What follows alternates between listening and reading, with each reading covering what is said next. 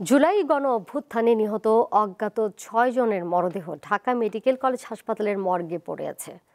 আজ এই তথ্য জানিয়েছে জুলাই গণ অভ্যুত্থান বিষয়ক বিশেষ সেল। এই সেলের সদস্যরা ফরেনসিক মর্গে গিয়ে মরদেহগুলো পরিদর্শন করেছেন। ৬ জনের মধ্যে একজন নারী রয়েছেন।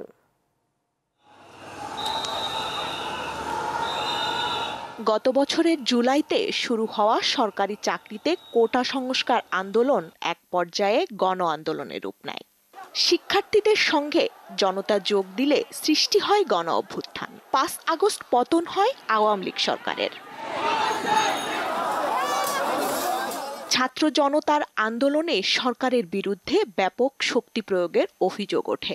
ঘটে ব্যাপক হতাহতের ঘটনা।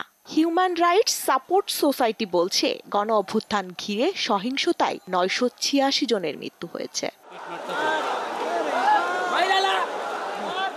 অজ্ঞাত ৬ জনের মরদেহের সন্ধান পেয়েছে জুলাই গণ অভ্যুত্থান বিষয়ক সেল।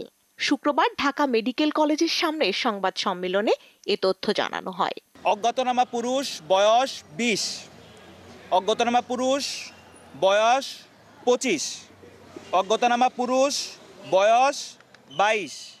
অজ্ঞাতনামা মহিলা, বয়স ৩২।